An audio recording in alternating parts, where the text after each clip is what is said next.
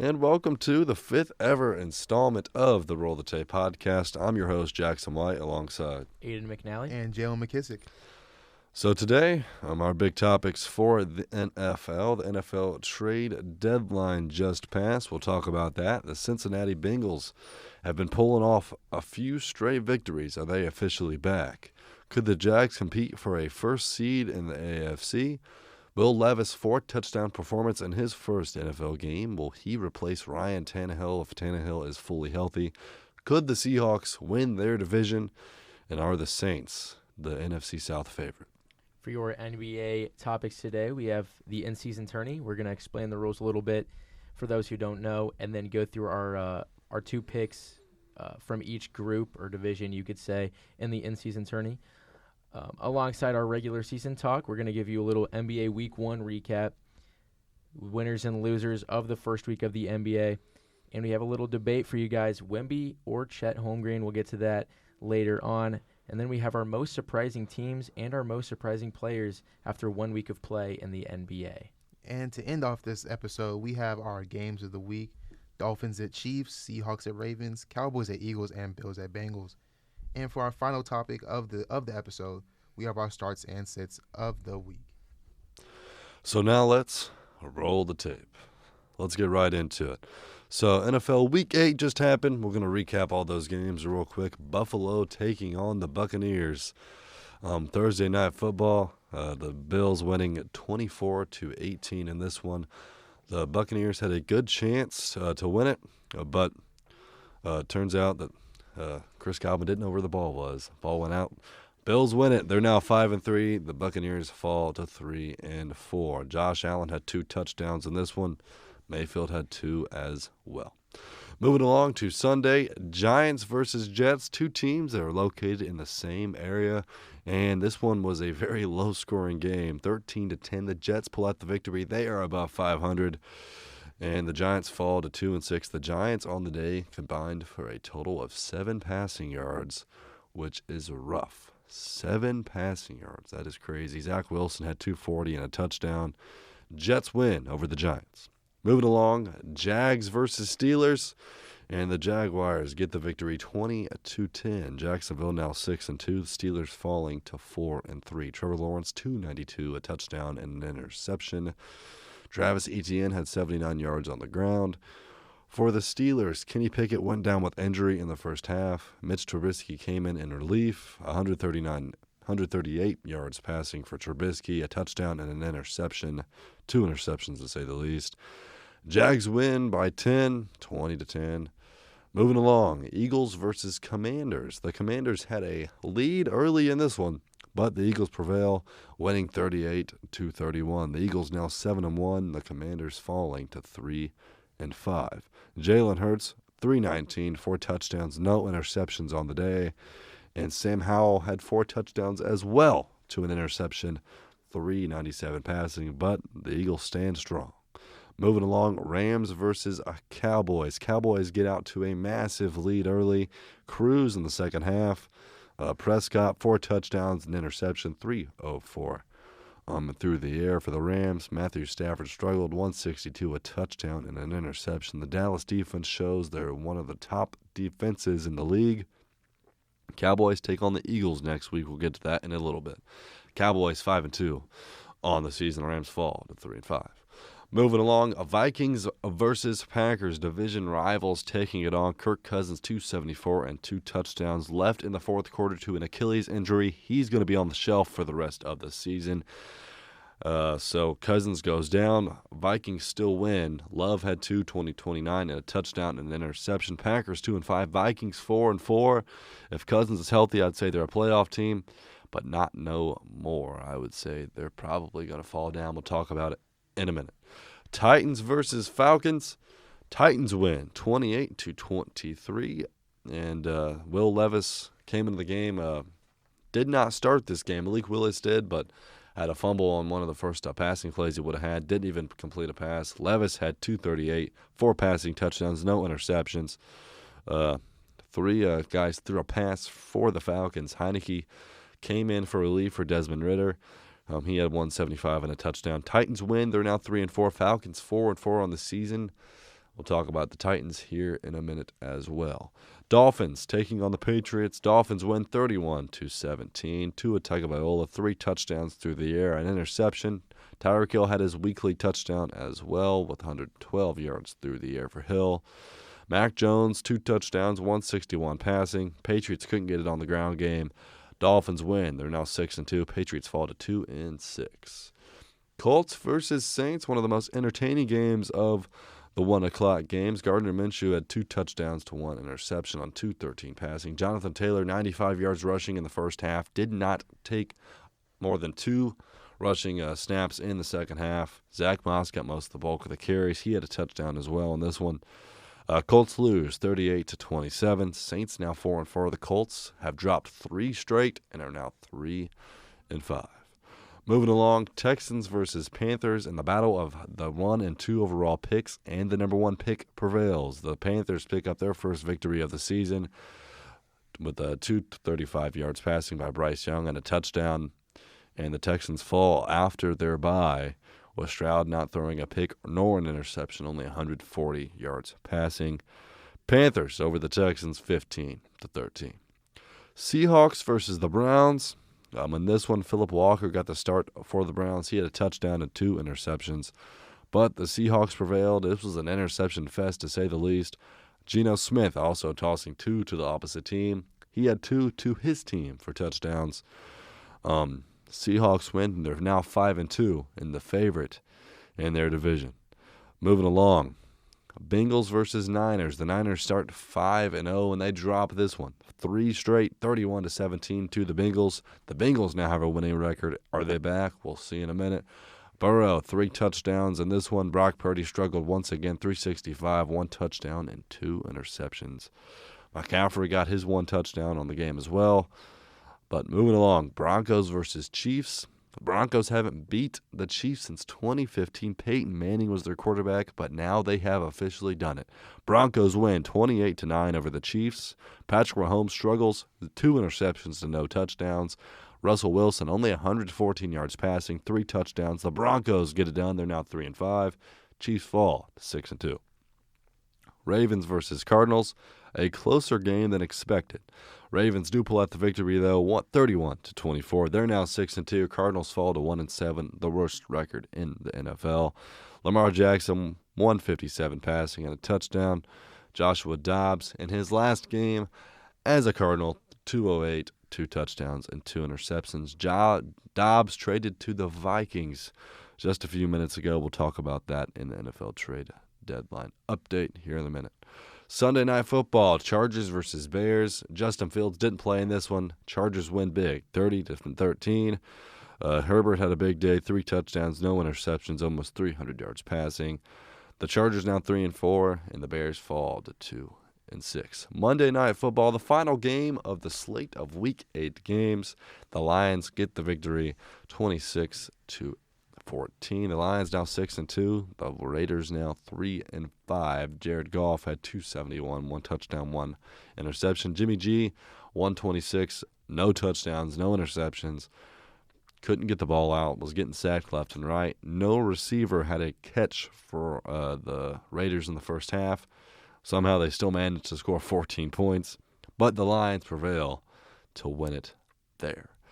But that's all for Week 8 of the NFL season, and now I'd like to welcome in Jalen and Aiden to talk about the NFL trade deadline that just passed a few minutes ago.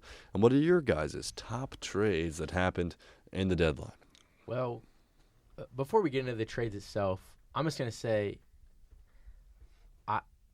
for me, Twitter was not buzzing as much as I would have liked it to. Yeah, I would agree. I feel like there's just not much that happened, really. It was probably one of the most boring trade deadlines in a while. I mean, there was a lot of teams that could have upgraded, could have sold, that just didn't do anything. And there were so many good players on the board up for a trade this deadline, and really nothing happened. But the trade that really sticks out to me out of all this one, or out of all the 8 trades that happened today, is going to be Chase Young to the 49ers. To get a guy like Chase Young for a 3rd-round pick is almost highway robbery at that point. Chase Young is only 24 years old. Obviously, he tore his ACL his rookie year, but he has 5 sacks this year as a 24-year-old coming off of an ACL injury. Obviously, he's having other help on the defensive line, such as Deron Payne, Jonathan Allen, Montez Sweat, who also got traded today. But Chase Young to the 49ers, him and Nick Bosa reunited, as we remember back a few years ago, and they both played together at Ohio State. They're back in together. This 49ers team got aggressive, and I think it's going to pan out well for them. Yeah, I think now, especially with the addition of Chase Young, that you have to say the 49ers have the best D-line in football, easily. For sure. They have at least 5 to 6 D linemen, maybe even 7, that can start on almost any given team. So and to add Chase Young to that, who already has, like you said, 5 sacks, and you can't double him because you have 2 defensive linemen and 2 interior defensive linemen that you have to double, or they're going to get through. Yeah. And you also have Nick Bosa on the other side, who you have to double, or he's going to get through because you can't leave Nick Bosa one-on-one. So it's going to give Chase Young a lot of time to do one-on-ones, to have his opportunities go get back there and get sacks. But the one person I do want to talk about, or the one trade that I think is the most underrated trade of this trade deadline, was Leonard Williams to the Seahawks. I think Leonard Williams is very good. I think he was underutilized a little bit in New York. And I think with Pete Carroll and that coaching staff in Seattle, Leonard Williams will really shine in that system. Yeah, I think my big trade for the trade deadline, obviously this happened a few days ago, but I think Kevin Byard going to Philadelphia is massive. He's a guy who was really that defensive anchor over there in Tennessee for multiple years, going to another team that is absolutely loaded. Getting another superstar player like that is just crazy.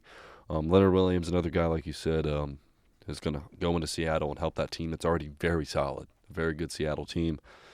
And then today with 2 of the crazy things, the Washington Commanders really selling their whole entire D-line, really. Yeah. Montez Sweat going to Chicago, and then Chase Young going to San Fran for pennies on the dollar. So kind of a crazy trade deadline. Not too many stuff happened, obviously. Josh Dobbs getting traded to Minnesota. Another one, Donovan Peoples-Jones going to Detroit for a 6th rounder, which is basically free for a guy who's very solid. Yeah, I think the Lions definitely won that trade. I feel like that's another one I kind of want to talk about for a quick second. Donovan Peoples-Jones, he's going to shine on this Detroit Lions team. The fact that the Lions only got him for a late round pick is really a great value pick for the Lions. And if you remember last year, whenever Amari Cooper stepped out due to injury, Donovan Peoples-Jones came in and took on that wide receiver 1, wide receiver 2 role perfectly. So I think that's a great move for the Lions. Me too. I really do think that he will shine in the Lions. The Lions have one of the best passing games in the league with Ben Johnson calling the plays. I think he's primed for a coaching job next year. Sure. Ben Johnson. Yeah. I think he probably should have gotten one last year, but it didn't work out. But this year, with the Lions still being one of the top offenses in the league and him calling the plays, I think he is definitely going to be a head coach next season. Yeah, I mean, he could have been one this year, honestly, and so him not being one, I mean, he's going to have any job that opens up available to him. Will he take it? We'll see. Lions are a very good team. Probably the last one I'm going to touch on, Ezra Cleveland going to Jacksonville, a really talented guard coming out of from the Vikings, going over to Jacksonville. The Jacksonville Jaguars, a team that has been on fire of late, and their offensive line has struggled a little bit this season. Adding a really solid guard to that line, I think, helps them possibly going for a championship this year. So that's really all for the NFL trade deadline. It was quieter than it was in past seasons. Sure. I think there's a lot of big names that people expected to move, like Devontae Adams, Saquon Barkley, Dilo Hunter's another guy I heard, Derrick Henry, Jerry Jeudy, Patrick Surtain. I mean, there's a lot of names that people thought would be moved, but didn't end up happening. So everyone else will be staying still, but those are the names that have been traded so far. But moving on to our second topic of the day, are the Cincinnati Bengals officially back? The Cincinnati Bengals are a team that started off the season very rough. Joe Burrow was hurt. They were losing games, dropping left and right. They now sit in a situation where they look really solid. And, I mean, is it official? Are the Bengals back? I mean, 3 straight wins is what they have right now. Obviously, they started out the year with 2 losses to divisional opponents in Cleveland and in the Ravens. They get a shaky win against the Rams. They lose a tough one, and I mean a tough one, 27-3 to the Tennessee Titans, who probably a bottom-tier team in the NFL at this point. They beat Arizona Cardinals by 14. Great win there. Then these past few weeks have really, I guess, have been their breakout, I guess. Like, this is make or break. This is to really see if this team is a fraud. But I don't think they are, because they go out and beat the Seattle Seahawks, who are atop of the NFC West right now, 17-13. They get their bye. They come back and beat the San Francisco 49ers by 14 points, a team that a couple weeks ago we were talking about already handing them the Lombardi Trophy. They come out a bye week strong. Big win against the 49ers, 31-17. They now have the Bills next week in primetime on Sunday night, which is going to be probably one of the bigger tests of the year, if not the San Francisco 49ers game.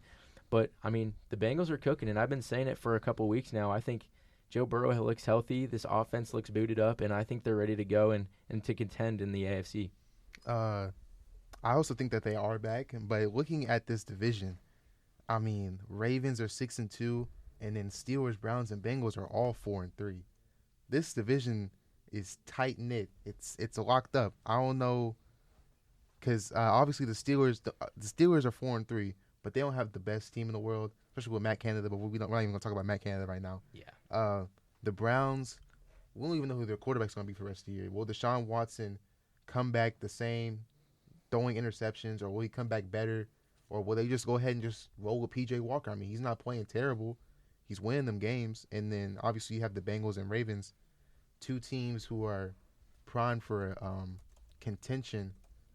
But the Ravens are already 6-2, so the Bengals have a while to go to catch up to the Ravens. So I don't know if the Bengals can squeeze out this conference, but they can definitely get into the wild card.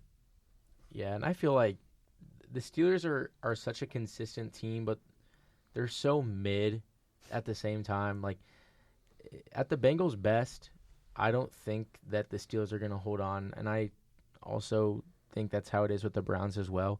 Cleveland is so unsure of who their quarterback or what their quarterback play is going to be. P.J. Walker seems to be doing okay, but he's not going to go out and contend for a division for you. And then Deshaun Watson, who knows where his head is at, and who knows where his ability is at anymore, coming into Cleveland with a completely new scheme and obviously taking a break from 2 years. He's not looking like his old Houston Texans self, and I feel like that's really going to hurt the Browns. I feel like the only contender in this division with the Bengals are going to be the Ravens, and the Ravens are looking like the best team in the AFC North right now. But give the Bengals a few weeks. I mean, the Bengals only have one more loss than the Ravens. It's just their bye week that's kind of, making the record look a little bit worse than it actually shows. Yeah. But I feel like give it a few weeks, and I think the Bengals and the Ravens are probably going to even out, and I think it's just going to be a neck-and-neck battle for the rest of the season, because these are 2 identical teams that are going to have identical outcomes, and it's really just a matter of time to see if this Bengals team is really ready to do battle with that. Yeah, I mean, they're a team that's, as you look right now, if the playoffs started today, they're on the bubble. But I definitely think they're hot, and they have a few tough games coming up too. So we'll see how that goes for them. But moving along to the Jacksonville Jaguars. The Jags are a team that right now sits at 6-2 on the season. Of course, leading the AFC South. And next week they have a bye, which is around a good time to have a bye. And the Jags, 6-2 on the season. Could they compete for the number 1 seed in the AFC? Obviously, you look at it, and all 4 of the leading teams in each division are 6-2. The Chiefs are 6-2. The Dolphins are 6-2. The Jags are 6-2, and the Ravens are 6-2. So can the Jags compete for a number 1 seed in the AFC? I think so. I think they definitely can, because I feel like over the past couple years in this Trevor Lawrence era, the Jaguars, their main issue has been their consistency. Going into a game a year or two ago, you could be playing the Chiefs, or you could be playing the Jets, and they could either win or lose. It was almost a coin toss every game. But now, this is a team that hasn't lost since week 3, and we're going into week 9. This team has had, let's count it. Let's have 1, 2, 3, 4, 5 wins. They're on a 5-game win streak right now. And it's not like these are bad teams that they're beating either. The Pittsburgh Steelers, like we just talked about, are 4-3. The New Orleans Saints are on the up with Derek Carr being back under center. The Colts, well, that's probably not too hard of a win, but they beat the Bills. They beat the Falcons by a good amount, by probably what they're supposed to. I think they can easily contend. I mean, they have the pieces.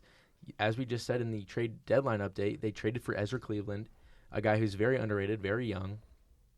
He's going to be a good piece for the Jags. And then, obviously, their defense is starting to get things together and gain some chemistry, too. So, I think that the Jags could definitely – I feel like they'll definitely win their division at this point. I don't really think it's close in that regard. But I feel like they'll hang with the big dogs. I think they'll hang with the Ravens and the Chiefs and the Dolphins and other teams like that. I believe the same thing. I mean, looking at the division, obviously, they're going to win the division.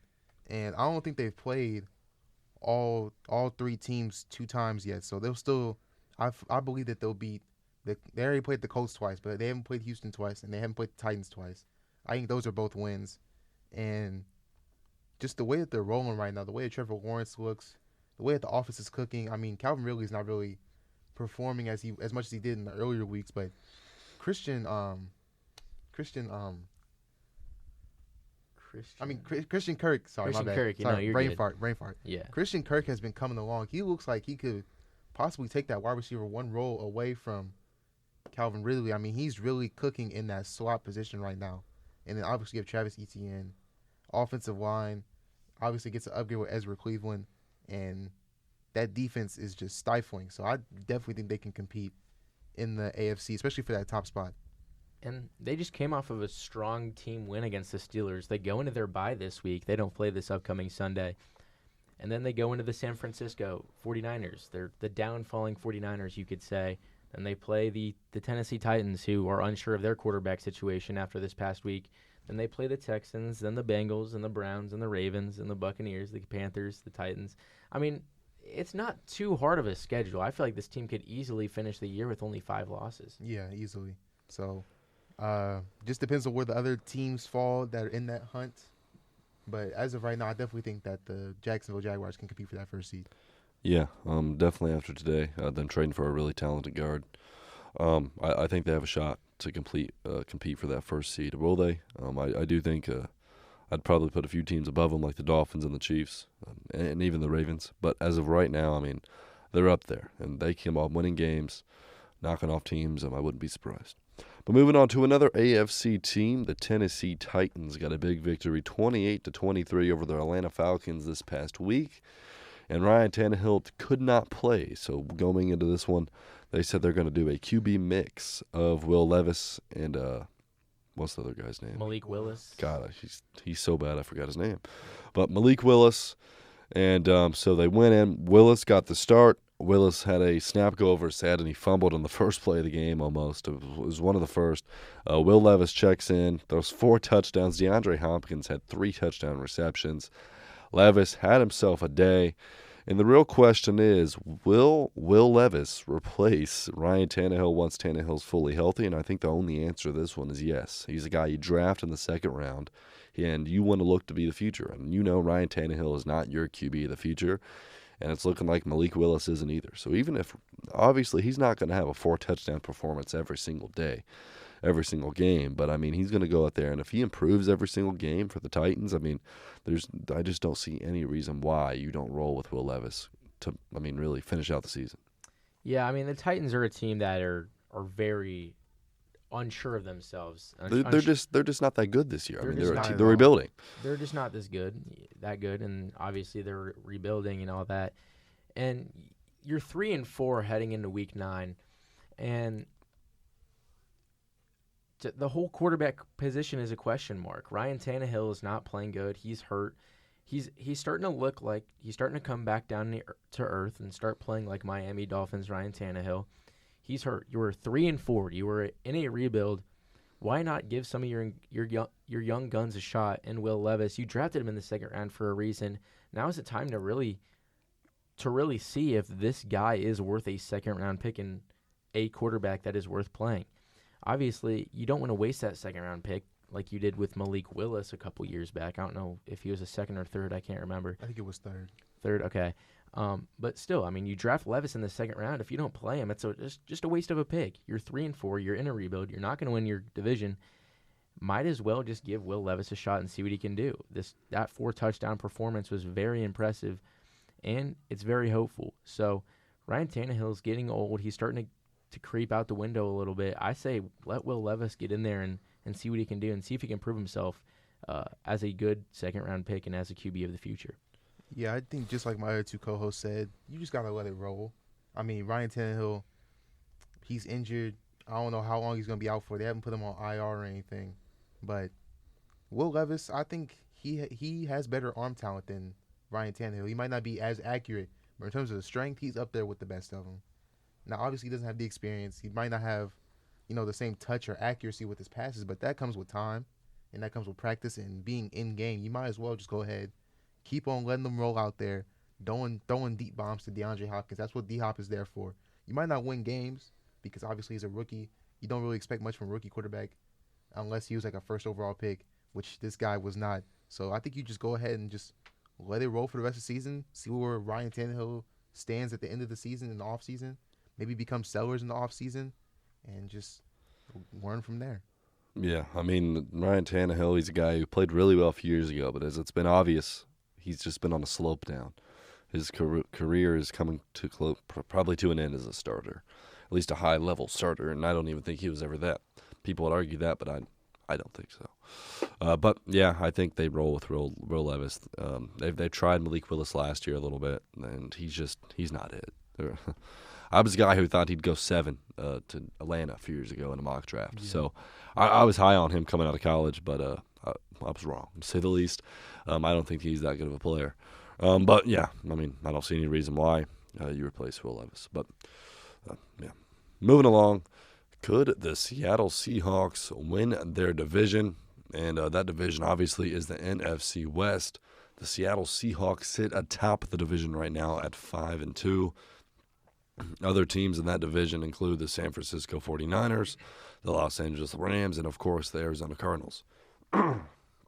Excuse me. So, in this one, I mean, the Seahawks 5-2 on the season. Below them is the San Francisco 49ers, a team that we already crowned the champions a few episodes ago, who have lost 3 consecutive games. The Seahawks coming off their bye last weekend. They got a big victory this week versus the Browns. And, I mean, the Rams are a team that's kind of flexed to the Cardinals. We're not even going to mention them. They're 1-7. They're tanking. So the real question is, can they win this division? Can the Seattle Seahawks win the NFC West? And I'm going to say yes. I think they can. I think they're a very good team. I think Geno Smith is the best quarterback in this division. Maybe. I think it's up there. I think it's either Geno Smith or Stafford? Matthew Stafford. I think Brock Purdy is third. He struggled of late. I do think it's because he has a concussion. He's playing with it, which I think is quite interesting, to say the least. But the Seahawks team, they have a really good defense. Their corners, their secondary is amazing. They have a good pass rush. They just got a really good D-tackle over there from the Giants. So they have good receivers.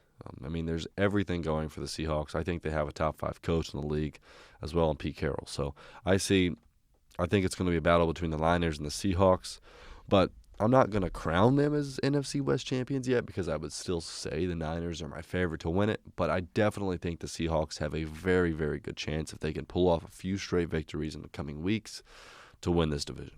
Yeah, and I want to highlight that Leonard Williams trade you just mentioned. Leonard Williams is a very experienced defensive tackle. He's good at what he does. He will produce for you. And the fact that the Seahawks are willing to go out and spend a 2nd and a 5th round pick on him really shows that this whole Seattle organization is all in on winning this year. They're buying. They're in a win now type of mood. Obviously, 5-2, they're top of the NFC West right now with the Niners on their downfall. Yes, Brock Purdy is playing it with a concussion and all that stuff. But also, if you look at the 49ers defense, which is really what that 49ers team is all about, they haven't been playing too well either. And that's also why they bought Chase Young. But, I mean, the Seahawks, I mean, they're rolling. They've beat teams that they're supposed to beat. They've lost to teams that they're supposed to lose to. They have some decent tests coming up. They have the Ravens to play still. They still have the 49ers and the Cowboys to play. The 49ers, they actually played twice. They haven't played them yet, so that'll be an interesting matchup. But, I mean, next week they play the Ravens. I feel like that's really going to be a test of where they're at because, obviously, like we just talked about, the Ravens are on top of the AFC North with that 6-2 record. And it's going to be interesting to see because the Seahawks really haven't played too much competition really yet. They had that impressive win over the Lions and the Giants, which is obviously they beat by 21. They were supposed to probably beat them by that much. So I think they're at a point where they have to win now, and their whole front office is putting all their faith and hope into this roster to crank out a Super Bowl or at least a deep playoff run. But I feel like this next test with the Ravens will be definitely a decider to see what they're at. I think this is still the 49ers division. I know the 49ers are on a little downhill right now. They're on a little decline, but I think they'll come back out. I mean, Deebo Samuel has been out the past 2-3 weeks. I know one player being out isn't, that's not usually, you shouldn't still lose because one player's out, but that's your best receiver. I know Brandon Ayuk's there. Brandon might be a better receiver, like in terms of like actually being a receiver, but in terms of an actual player, all-around player, Deebo Samuel's better. I still think that the 49ers win this division, especially with Chase Young, who they just added. The defense is still elite. Offensive line's still elite. Brock Purdy, he's been a little iffy right now, but like my co-host said, he might be playing with a concussion or he might not be all there mentally. So I think this week he'll probably prove it that he's still a solid quarterback, a solid starting quarterback, and I think this is still the 49ers division to win. Yeah, I'm definitely going to have to agree. But moving along now to the NFC South. And the real question is, who's the favorite in the NFC South? Are the New Orleans Saints the favorite after getting a big victory over the Colts? Are the Atlanta Falcons, another team that has 4 wins on the season, are they the favorite? The Tampa Bay Buccaneers, they're 3-4. Are they the favorite? And the Panthers, we're not going to mention them. They're 1-6. They're tanking. Well, I wouldn't say tanking, but they're not that good. So we're not even going to mention them. But I'm going to go on a limb and say my favorite to win the NFC South is going to be the Tampa Bay Buccaneers. That's who I think will pull it through in the end. I really like how Baker Mayfield's playing this season. I think they have the best receiving core in this division. I think they have the best defense in this division. And so I'm going to say I think my favorite to win this division is going to be the Tampa Bay Buccaneers. My favorite in this division is also going to be a little bit of an underground one. Give me the Carolina Panthers to win this division.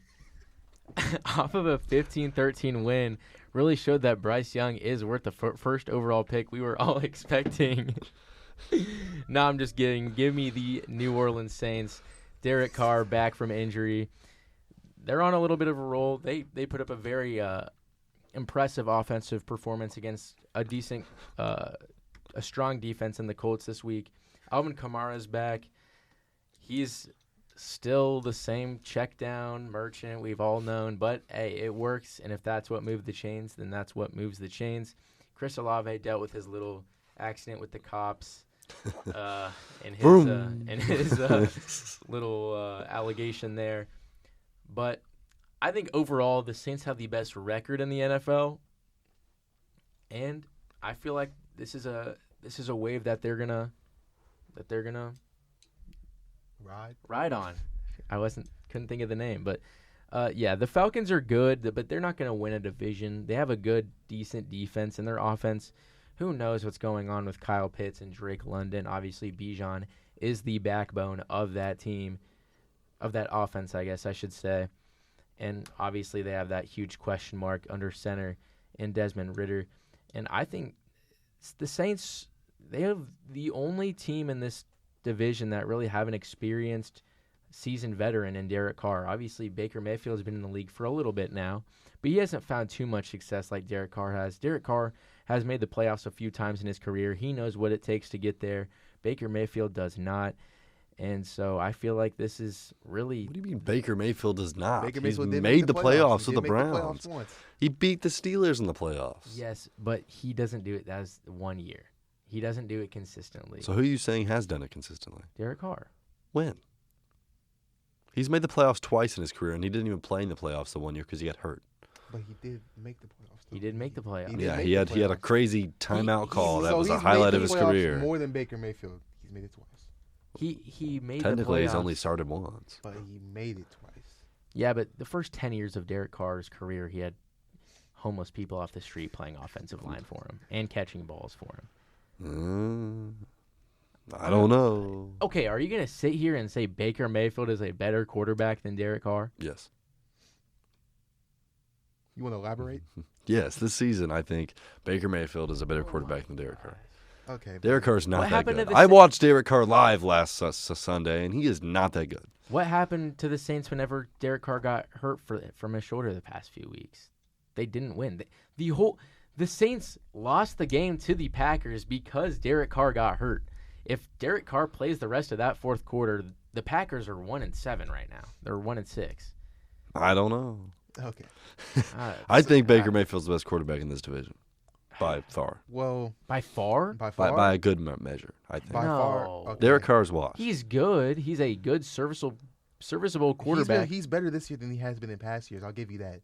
Yeah, but But to be better than Derek Carr, I don't know. I think I'm still taking Derek Carr over Baker Mayfield right now. I think Derek Carr's I think you put Derek Carr on the Bucks right now, they have either the same or better record than what Baker Mayfield has right yeah, now. I agree. Mm. Probably a better one. Anyway, for me, I'm gonna go a different route than my co-host with the NFC South. I'm picking the Falcons. I don't Wow, know. I don't so know we all about the have both of different- y'all. I don't know about the both of y'all. But if you look at this Falcons, first of all, they're already 4-4. They're the first seed. I mean, they're the first seed in the division right now. And I'm looking at the rest of their schedule right now. They versus the Vikings without Kirk Cousins, the Cardinals, the Saints, the Jets, the Buccaneers, the Panthers, the Colts, the Bears, and the Saints again. That's easily. They can win easily 5 games out of those. But the question is for the Falcons, who's going to be your quarterback? Well, I mean, obviously either way, Obviously, it's working. I mean, they're 4-4. It looks like they don't really need a quarterback. a quarterback. I mean, they've kind of been getting by with just like Yeah, okay Desmond Ritter play. Yeah. Even if Taylor Heineke comes in and he's average, that's all they really need. I mean, they've beaten teams with just average play at quarterback. And if you can get the run game going, which they should be able to do from now on, hopefully Bijan Robinson gets the touches he deserves. I don't know why they can't win a division. I mean, they can. This schedule is this might be the easiest schedule remaining in the league. I mean, you're versing teams. The only team here that has a winning record is nobody. All right, I'm gonna There's have nobody here that has a winning record that they versed for the rest of the season. I'm gonna have to pause you for a second because I just looked at the Saints roster, and it is probably the easiest stroll I've ever seen. They play the Bears. Obviously, it's the Bears. They're not good. The Vikings. Without Kirk It's going to be Cousins. Josh Dobbs playing quarterback for the Vikings now. The Vikings are used to a quarterback like Kirk Cousins leading them. They won't win that game. The Saints take that one. The Saints, I think, when the Saints and the Falcons do battle, I think the Saints will win. I think it's a battle. I think there's a question. So- it's a battle. Okay, and then the Saints go to Detroit. They play the Lions. They'll lose that one. Okay. But then it goes to the Panthers, the Giants. The Rams are on the up a little bit. The Buccaneers, who knows where they will be at the end of the season, and then the Falcons again. I mean, I see the Saints winning 1, 2, 3, 4, 5, 6, 7 games the rest of the year. I think with this schedule, I'm sorry, but this Saints might finish with 11 wins. I think the Falcons can also finish with 11 wins. I think the Buccaneers could finish with 12. Okay. You're lying. Anyway, they literally no one on the roster on the schedule right now has a winning record. Everybody on here is either even or negative for the Falcons. Okay. At least they play the Lions and the Rams, who have either. I think the Rams have a winning record, if I'm not mistaken. Check. They are. The Rams are 3-5. They're 3-5. Are they 3-5? Yeah, they're pretty bad. Yeah, Okay, they're but 3-5. at least they versus the Lions, who are top of their division. Okay. So yeah, but okay. I'm one team. I'm rolling with the Falcons. All right. I'm all in on the Falcons. I'm pushing all my chips into the Falcons. And all my chips are on the Buccaneers. Watch I Baker Mayfield I got all crash chips in and on burn. Saints. So we each got different teams. That's great. Hey, we'll check back All in right. at the end of the season. Yeah, we'll check back. Whenever you see Derek Carr playing in the playoffs and your team is watching from the couches. Whenever you see Arthur Smith coaching, no, and Taylor Heineke and Desmond Ritter splitting quarterback play. Yeah, that's crazy. Whenever you see Todd Bowles in the playoffs, just know it's go time. I feel like Todd Bowles doesn't even coach. Like every time they pan the camera to Todd Bowles, he never has a play sheet in his hand. He's always just looking onto the field. He's just confused, okay? But he's a coach of that team, and that team's going to the playoffs. I don't think he calls any types of plays. It doesn't matter. He just stands there. Buccaneers to the playoffs. More support. Buccaneers to the playoffs. Saints to the playoffs. Oh, okay, buddy. Come on. Go Falcons. Moving along to the NBA. Now we're going to get going with the in-season tournament. Aiden, take it away. So the in-season tournament, a new event, you could say, that the NBA established into the regular season. All 30 teams broken up into 6 groups, 3 West, 3 East. There's West ABC and East ABC. So it's split up by conference, but I know the NBA has divisions and all that, but divisions don't really matter. So it's split up by conference, but it's not split up by division. So what will happen is there are 5 teams in each division. Each team will play the other 4.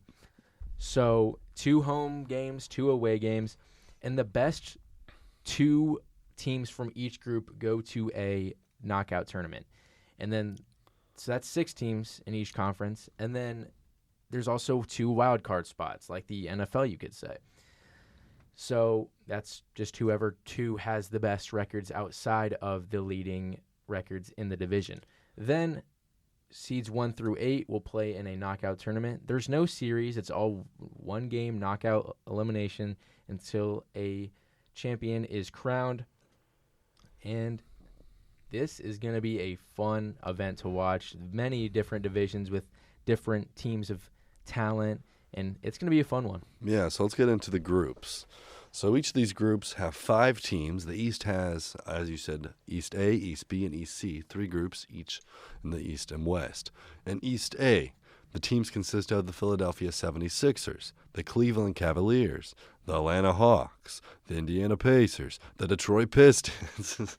Out of those 5 teams, we're going to pick 2 teams to move on in the tournament because 2 teams move on in this tournament. So for East A, I'm going to pick the Indiana Pacers and the Cleveland Cavaliers to move on, to continue on in this in-season tournament. And my reason behind that is, obviously, I don't think the Detroit Pistons are that good. They're still a rebuilding team. The Atlanta Hawks, I don't think really play that much defense. I don't think they're that good of a team. And the Philadelphia 76ers, even though you'd think you'd pick the Cavs and the 76ers, with James Harden just getting traded, we'll touch on that after this tournament discussion. But the 76ers, I think, will struggle a little bit without James Harden. Tyrese Maxey, I do think, will take that next step. But going out of East A, I'm going to take the Indiana Pacers, who have started the season 2-1, and Tyrese Halliburton averaging 20 and 12 on the season, showing he, I think, is the best point guard behind Damian Lillard in the East. So I'm going to take the Cleveland Cavaliers and the Indiana Pacers in Group 1 of 3 in the Eastern Conference. For my 2 picks out of this division, I mean, I think all of us should have the Pacers. I feel like they've just been the most consistent team so far, besides their loss to the Bulls. But we won't dive into that. But I'll take the Pacers, and I'll take the Pistons. God, dude. What's going on? Killian Hayes, now the Pistons? I mean, think about it. Cavs, they haven't been playing too well without Mitchell, Garland, and Allen. They probably won't have them through probably half of this tournament. The Hawks, who knows where they're at? Yeah, they're 2-1, but they haven't really shown anything great. They haven't beaten any amazing teams. The Sixers, as you just mentioned, they traded away James Harden. I feel like the Pacers and the Pistons are like the 2 clear-cut favorites, I feel like. Maybe not clear-cut, but I feel like the Pistons will surprise a few people. Like I The said, Pistons are at the bottom of no one They're 2-2. is picking They're 2 the and 2. Pistons. They're They're 2 and 2. 2. Okay, we're not looking at records. We're looking at for this. It Okay. doesn't matter what record your team is going into it. Okay, I mean the Pistons are a team that is it's the Detroit Pistons. I mean, maybe if so, you're going to look like the magical man. But I'll take the Pistons and the Pacers. That's all I'm gonna say, and I'll and I leave want the- Iguodala. Okay. All right. All right. And for my predictions, obviously I'm rolling with the Pacers. I think they are the second best team in this division. But first, I got to go 76ers. I think the 76ers, they still have the MVP in the league in Joel Embiid. I know they just lost James Harden, but Tyrese Maxey is more than well enough to step in and fulfill that James Harden role. Maybe not playmaking-wise, but scoring-wise, he's right up there with James Harden right now. And they just still have a solid team, even though they traded away James Harden. They got some pieces back that can, fill their depth, fill their bench. I have the Pacers and Sixers. Yeah, so going into East A or Group 1 of the Eastern Conference, the Indiana Pacers get the whole vote. Everyone is taking the Indiana Pacers, so seems like the roll of tape squad is all Pacers. all on the Pacers bandwagon. Boom, baby. Moving along to East B, the second group in the Eastern Conference, the teams consist of the Milwaukee Bucks, the New York Knicks, the Miami Heat, the Washington Wizards, and the Charlotte Hornets. And I think out of these 5 teams, I think there's 3 teams that really are going to be in the battling for the 2 teams to move on. I'm going to go ahead and take the Milwaukee Bucks and the New York Knicks to be my 2 teams. The Bucks obviously should be everyone's pick. If they're not, that will be interesting to say the least. Milwaukee Bucks have Damian Lillard now, Giannis Antetokounmpo playing well, Brook Lopez, Bobby Portis. I mean, they have really good players. So I think the Bucks are the clear-cut favorite. And the New York Knicks, a team that Jalen Brunson, a really still top 4 point guard in the Eastern Conference. Julius Randle, another guy. They didn't really lose any pieces. Solid team. And the Miami Heat look to struggle a little bit so far this season. I'm going to say the Knicks and the Bucks to move on out of East B, or the second group in the East, whatever you want to call it. For my East B predictions, I feel like this Bucks pick is almost like last division with the Pacers. I feel like all of us should have the Bucks. But I'm going to go with the Bucks and the Heat. Yes, the Heat has struggled majorly, but I feel like it's only a matter of time before they get it together. This is a team that's very familiar with themselves. They have a lot of chemistry.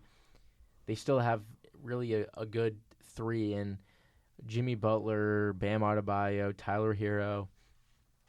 They have a consistent scorer off the bench in Duncan Robinson. I feel like this Heat team will beat the Knicks and the Wizards and the Hornets. Okay, one question I have. Do you get a ring if you win this tournament? You get a trophy. You get a and, trophy, and each player gets like $500K. 500,000. Yeah. I was about to say, Jimmy Butler could get his ring. Yeah, you're right. Hey, trophy's a trophy. Yep. But I think mine's going to be the Bucks and the Heat. I feel like there's not really much to say about that. I feel like the Heat are probably the second best in here. And for mine, obviously I'm going to go with the Bucks. They already spoke on the Bucks, but I'm going to go with a little team that I think has the firepower between two Here we go. two Did you players. say the Charlotte Hornets? No, I'm going with the Washington Okay. Wizards. Oh, That's a my. little bit. That's a little bit better. That's a I little bit think if you put Jordan Poole in a situation to just score points, it doesn't matter whether or not they lose. It ultimately matters who's on the sidelines. better. That too, but if you put, I feel like Jordan Poole and Kyle Kuzma, when you tell them to just go out there and score buckets, they're gonna score buckets. Yeah, well, they don't play Defensively- defense. Defensively, they suck. They're not that good. They're not that good. They're terrible. But on defense. offensively, I think the combination of Jordan Poole, Kyle Kuzma, Corey Kispert as a 3-point shooter, Daniel Gafford as a really good rebounding center, Bilal Coulibaly and Trey Jones. That- Trey Jones. I mean I think Tyus it's Jones. Tyus, Tyus yeah, Jones. My Tyus. bad. Tyus Jones. I get them confused sometimes. You're good. I think that starting 5 has enough firepower to just, maybe not win the whole tournament, but they can win 3 out of their 5 games. I feel like just because of offensive alone. So I'm going with the Wizards and Bucks. That's that's the hot take of the day, to say the least. Moving along to Group 3 East C. The 5 teams consist of the Boston Celtics, the Brooklyn Nets, the Toronto Raptors, the Chicago Bulls, and the Orlando Magic. And out of these 5 teams, I'm going to go ahead and take, obviously, the Boston Celtics, and then I'm going to take the Orlando Magic. And I'm very high on the Magic, by the way. The Celtics, for obvious reasons, I think they have the best starting five in the league. We'll get into that in just a second. But the Orlando Magic is the team that a lot of people probably wouldn't pick. But the Orlando Magic have a really young squad. They have a really good team. And I'm really high on them. I think they could be a playoff team this year, the Magic. So I'm going to go ahead and take the Celtics and the Magic to move on in East 3 and C. My EC picks will be the Celtics, which, again, all of us should have. If you don't take them, then something's wrong with you. And the Brooklyn Nets. The Brooklyn Nets are a team that always win as a team. The other night, Mikal Bridges had 24. Ben Simmons has 11. Lonnie Walker has 19. Obviously, you have Cam Thomas, who's averaging 33 points a game. They always win as a team, and I feel like nowadays in the NBA that's so important because all of these super teams have these players that are all winning the ball, and it can cause issues. So give me the Brooklyn Nets and the Boston Celtics out of East C. And for my EC predictions, I'm going with the Boston Celtics and the Chicago Bulls. Now, the Bulls roster is inconsistent, but when they are on, they are on. DeMar DeRozan and Zach LaVine are walking 30-point per game threats. They can drop 30 any given day. Vucevic is a nice 20-point, 10-rebound guy. Then you have guys like Alex Caruso, Ayo Dosunmu, Torrey Craig, who are just in there to be defensive pests, high-energy guys. I think on any given night, the Bulls can win. Do I think they're going to make the playoffs like in the regular season? Probably not. But in terms of this tournament, I think they can really make a strong push in terms of like the teams that they're playing in this tournament. Yeah, I definitely understand both of your guys' takes there. But moving on to the Western Conference, 3 groups, West A, West B, and West C. Moving on to West A. The 5 teams consist of the Memphis Grizzlies, the Phoenix Suns, the Los Angeles Lakers, the Utah Jazz, and the Portland Trail Blazers. In West A, I think it's just. I think we all are going to have. I think we're all going to have to agree. I'm going to take the Los Angeles Lakers and the Phoenix Suns. I think we all agree on that. For obvious reasons, the Lakers have LeBron James and Anthony Davis, and the Phoenix Suns have Kevin Durant and Devin Booker. That should be West A. Moving along to West B, the teams consist of the Denver Nuggets, the Los Angeles Clippers, the New Orleans Pelicans, the Dallas Mavericks, and the Houston Rockets. And I think we're going to have some differences in this one. I'm going to take, obviously, the reigning, defending NBA champions, the Denver Nuggets, to be my first team. And then the second team, I'm going to take the Los Angeles Clippers. The Clippers just traded for James Harden. They didn't really even give up too much to do that as well. So now they have a really loaded starting lineup of Westbrook, Harden, George, Leonard, and Zubac. So that's the top 5 starting 5 in the league. Hopefully, if they glue all well together, it could be good. But I think we've seen how it's gone with James Harden and super teams of late. So we will see. My 2 teams in West B will be the Nuggets and the Clippers. For my West B picks, I'm going to go probably different from what you guys are going. Are they the reigning champs? Yes. But are they the reigning champs of the in-season tournament? Well, there is no reigning champs of the in-season tournament. Yes, but they're still not the reigning champs of the in-season tournament. So I'm going to go with the Clippers and the Mavs. The Clippers are 2-1. The Mavericks are undefeated. The Clippers are 2-1. They add James Harden for a bag of chips and some change. Dallas Mavericks, they look like they finally have their big 5 in Derek Lively. Luka obviously playing well. They're smacking teams without Kyrie. Can't even imagine what this offense is going to be like with Kyrie. Obviously, the Pelicans and the Nuggets are going to compete, but I feel like for some reason the Nuggets will not come out as one of the top 2. Will they make the wild card if they don't make the top 2? Absolutely. But I don't know. Something's telling me that the Nuggets aren't going to come out as one of the top 2, and I feel like the Clippers and the Mavs are too red hot to write off. So unlike my co-host to my left, real quick, I'm obviously taking the Denver Nuggets. But for my second team, I'm taking the Pelicans. Now Zion Williamson is off to a fast start. He's looking like the Zion we all knew he could be. And then you also just forget Zion for a second. You still have Jonas Valanciunas. You still have C.J. McCollum. You still have Brandon Ingram. You still have Trey Murphy Jr. and you still have Nikhil Alexander-Walker.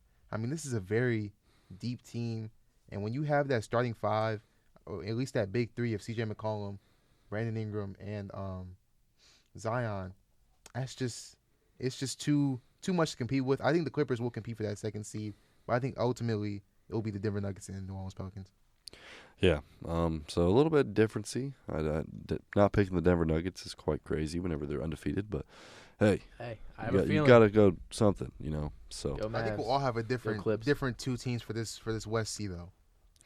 yeah, West C is probably going to be interesting. But so the 5 teams in West C: the Sacramento Kings, the Golden State Warriors, the OKC Thunder, the San Antonio Spurs, and the Minnesota Timberwolves. So in West C, I want to take the Sacramento Kings and the Golden State Warriors. The Warriors are a team that just now fully healthy. Draymond Green back in lineup. Chris Paul coming off the bench. Stephen Curry still Stephen Curry.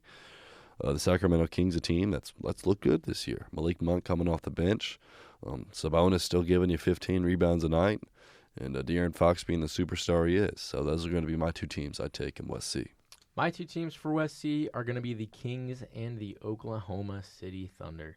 The Thunder have looked amazing through 4 games. They're 3-1. That one loss was to the reigning champions, the Denver Nuggets. That was not a good game for them. But the other 3 were fantastic. Beat the Pistons by 12, beat the Cavs by 3, and beat the Bulls by 20 in their opening night.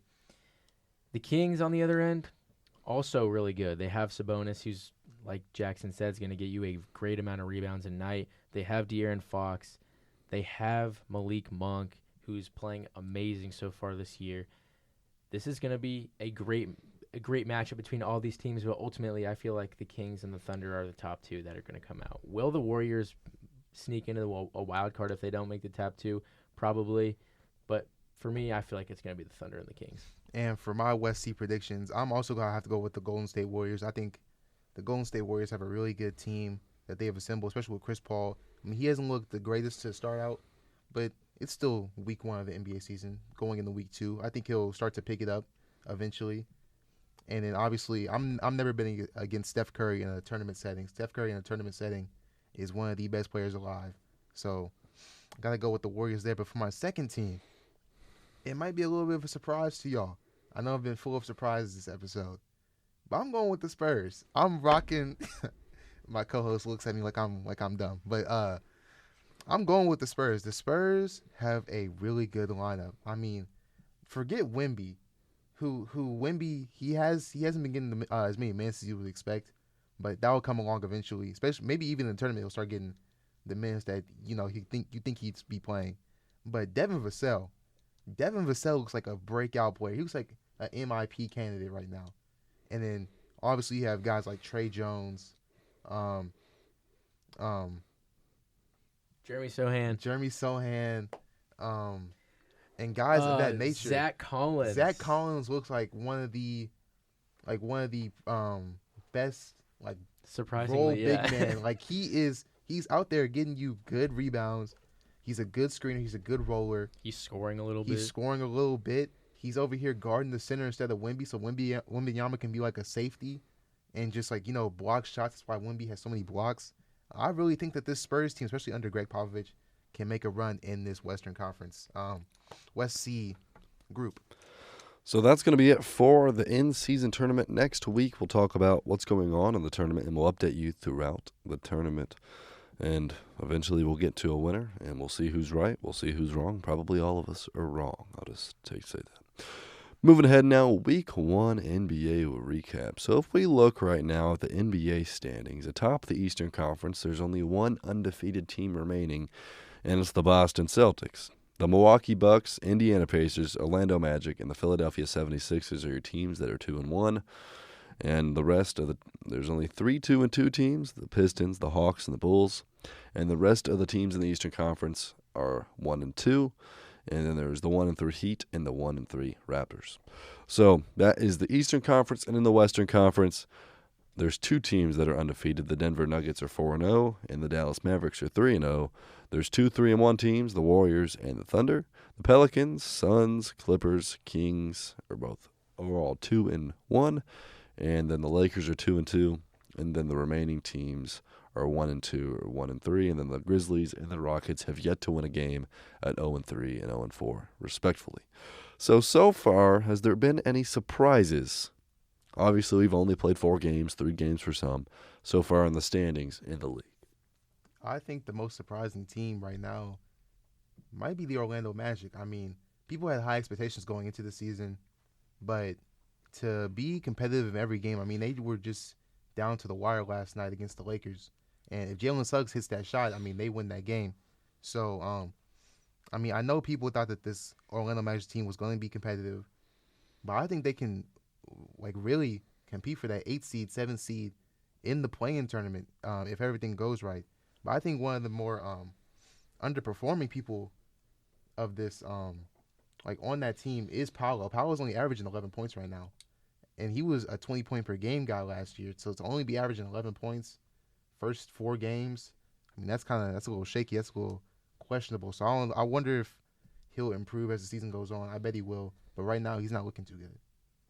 My most surprisingly bad team, I'm going to go a different direction, surprisingly bad team. And I know they're dealing with a couple injuries, but it's going to be the Cavaliers. They have Donovan Mitchell, who's dropping 40 bombs, who's dropping 30 bombs. That's enough to produce for both Mitchell and Garland whenever Garland comes back. And the Cavaliers losing to a young team like the Thunder. I know the Thunder are very good, but they're a very young team, and this Cavaliers team is a little bit older. You have pieces like Donovan Mitchell. You have pieces like Okoro. You have pieces like Evan Mobley. Evan Mobley is one of the best shot blocker, one of the best defenders in the league. I mean, you still have good pieces coming off the bench, and the fact that this team is 1-2 right now concerns me a little bit. But I'm sure once Jarrett Allen and Darius Garland come back, they're going to be very, very threatening. A team in the West that I feel like has been surprisingly good is the Mavericks. I know they were going to be good, but 3-0 through 3 games, I don't know if this is something anybody expected. And a surprisingly bad team for me is the Grizzlies. Again, not a surprisingly bad team, but 0-4 through 4 games, not too good. They're not really showing signs of life at all, even though they're missing out on Ja and Steven Adams. This team looks like they have no hope and really no sign to improve anytime soon. Yeah, so going on to my most surprising teams of each conference. In the Eastern Conference, I'm going to take the Indiana Pacers, a team that I was high on, but a lot of people weren't. They're 2-1. They're a few plays away from being 3-0. So the Indiana Pacers, they look good. They're scoring some of the most points in the league. They have players performing well, and they're one of the best teams. Disappointing in the East, I would probably have to say the Miami Heat. A team that's kind of battled through injuries. They're 1-3, and people thought they would be atop the Eastern Conference once again.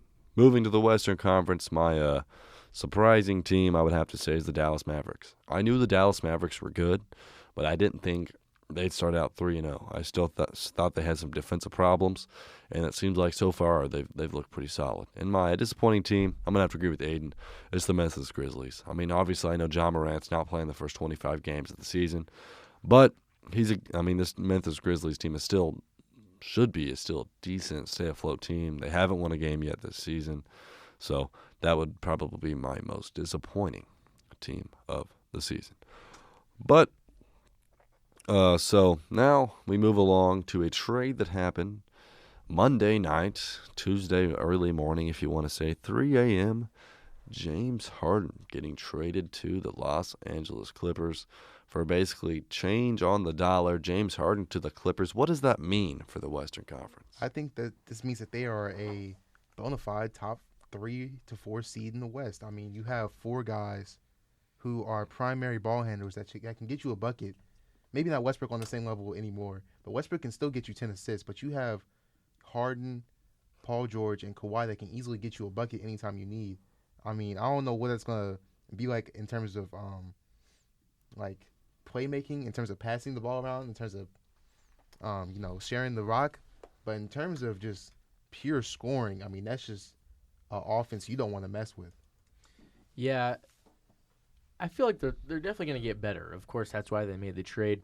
But what kind of concerns me a little bit is Westbrook is 35, not the same player he obviously was. I think they're all about 35. I think they're they Yeah, probably Westbrook's are. 35, George is 34. I think Leonard's 33. I think Harden's 34. I mean, this is a retirement home over there in For LA sure. yeah, Clippers but they're land. all still good. They're all still, respectively yeah. I I'd say mean, Paul George and Kawhi Leonard are still top of their elite. positions. Yeah, I'd yeah, say and I they're think elite. Harden's on the incline, and obviously Westbrook's kind of on the coming decline. back, but Yeah, but he's on the still, decline he's still too. a good point guard. He's still a good service point. But Yeah.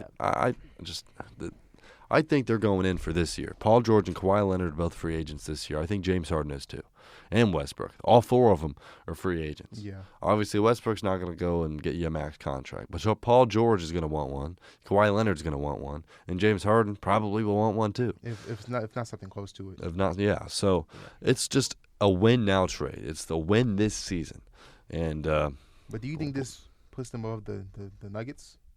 No. with the offensive firepower with those four, if they can stay healthy, yes.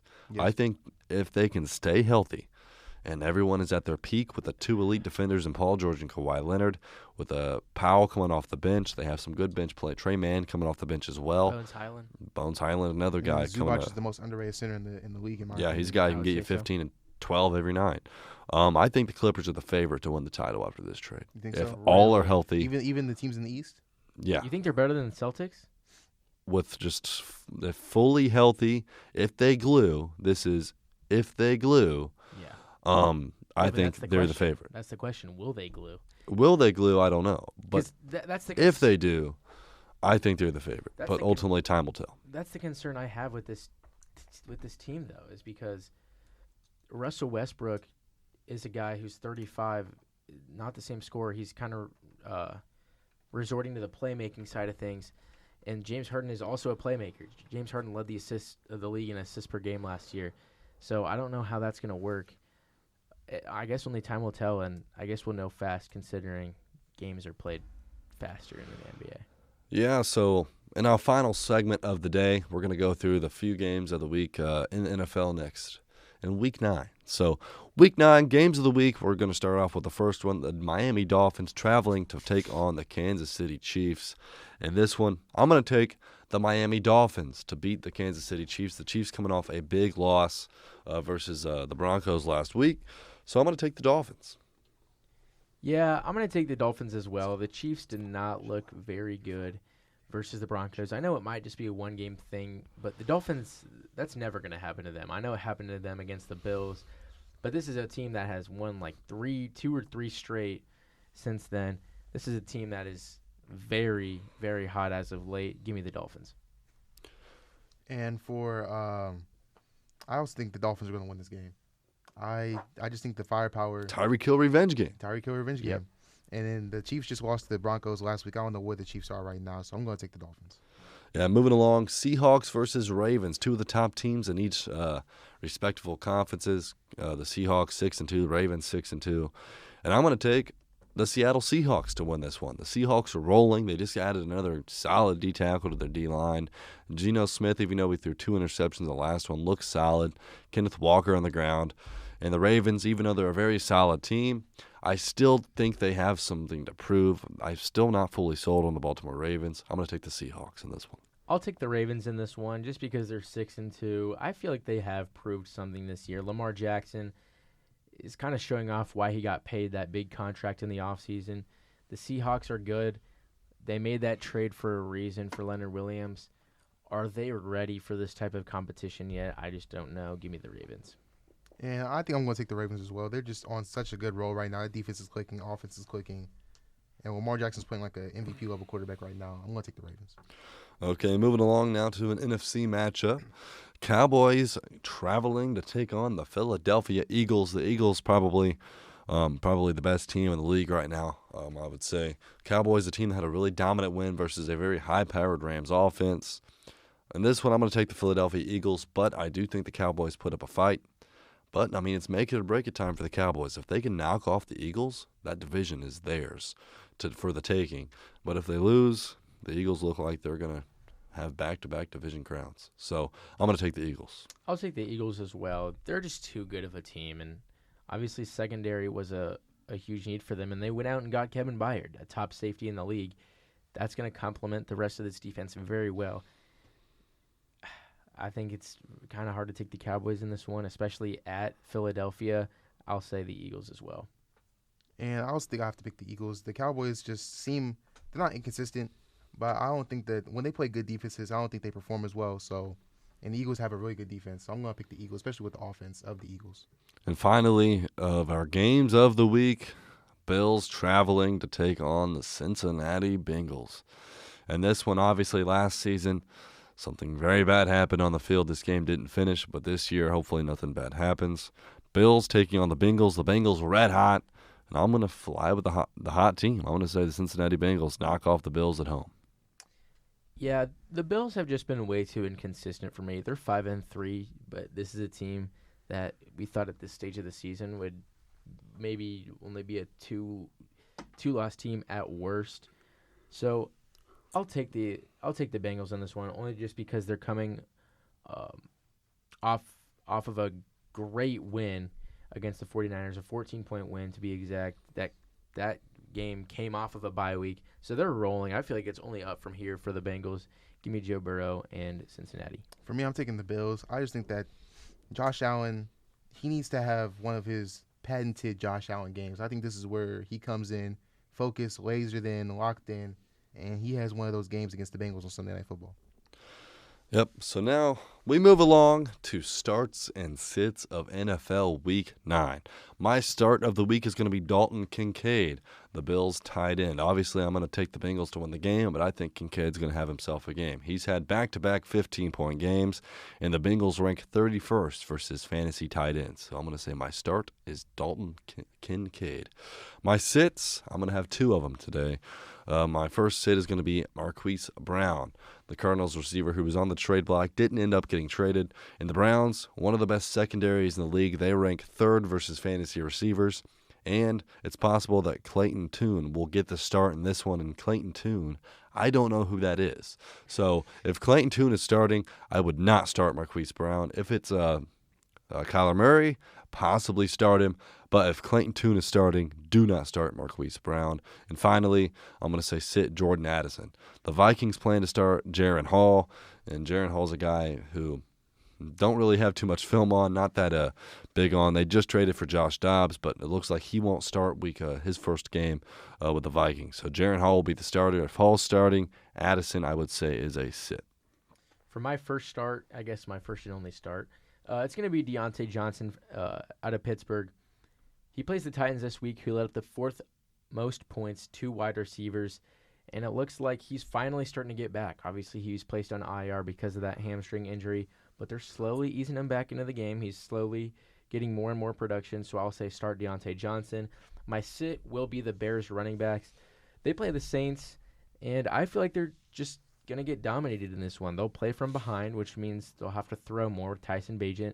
And they split a backfield with Roshan Johnson, Darrington Evans, and Deontay Foreman. So I'll say sit Bears running backs. For my start, I'm going to have Adam Thielen, who plays an injured Colts secondary. I don't know who's going to be playing secondary for the Colts that weekend. So got to start Adam Thielen, the Carolina Panthers' number one wide receiver. And for my sit, I'm going to do the Steelers running backs, either Jalen Warren or Najee Harris. They play the Titans, who have one of the best run defenses and one of the best front sevens in the league. So I'm saying sit the Steelers running backs. All right, and that's going to be it for episode 5 of the Roll the Tape podcast. As always, thanks for listening, and until next time. Yes, sir.